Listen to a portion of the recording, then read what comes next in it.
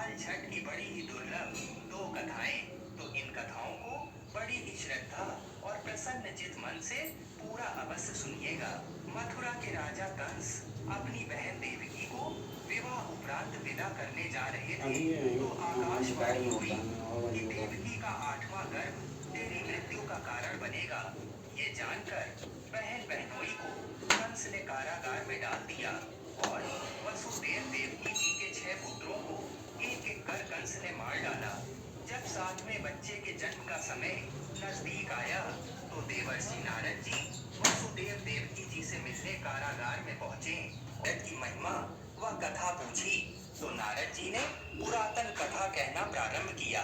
नारद जी कहते हैं, उज्जैन नगरी में 2 सौतन रहती थी। एक का नाम रेवती तथा दूसरी का नाम मानवती था। रेवती को कोई संतान नहीं थी, जबकि मानवती के 2 पुत्र थे। रेवती अपने सौत के बच्चों को देखकर हमेशा जलती रहती थी और उनके पुत्रों को मारने का जतन ढूंढती रहती थी। एक दिन उन्होंने मानवती को बुलाकर कहा कि बहन, आज तुम्हारे मायके से कुछ राहगीर मुझसे मिले थे। उन्होंने बताया कि तुम्हारे पिताजी बहुत बीमार हैं और वह तुम्हें देखना चाहते हैं। अभी तक मैं बच्चों का ध्यान रखूंगी।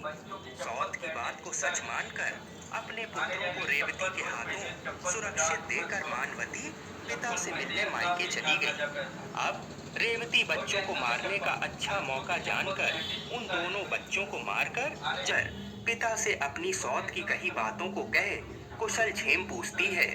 अब मानवती के माता पिता को कोई अनहोनी का संदेह होने लगता है और पुत्री से जाने को कहते हैं, किंतु मानवती की माता कहती है कि पुत्री, आज हल षष्ठी माता का व्रत का दिन है, अतः तुम भी पुत्रों की दीर्घायु की कामना से ये व्रत करके आज की जगह कल चली जाना।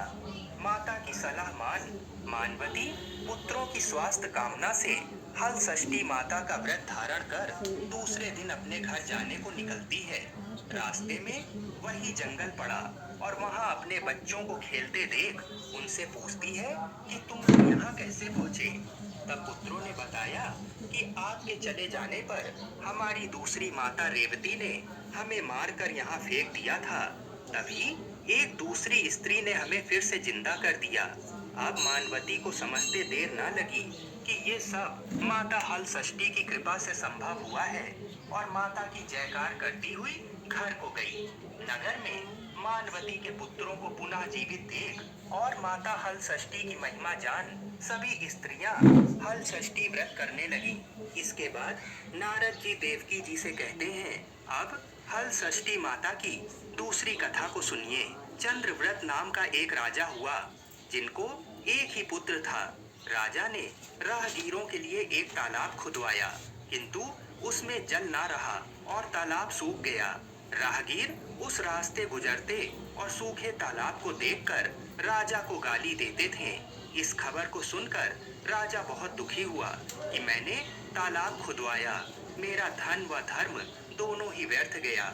उसी रोज रात में राजा को स्वप्न में वरुण देव ने दर्शन देकर कहा कि यदि तुम अपने पुत्र की बलि तालाब में दोगे तो तालाब में पुनः जल भर जाएगा। सुबह राजा ने स्वप्न में कही बात दरबार में सुनाई और कहा कि मेरा धन व धर्म भले ही व्यर्थ हो जाए, पर मैं अपने पुत्र की बलि नहीं दूंगा।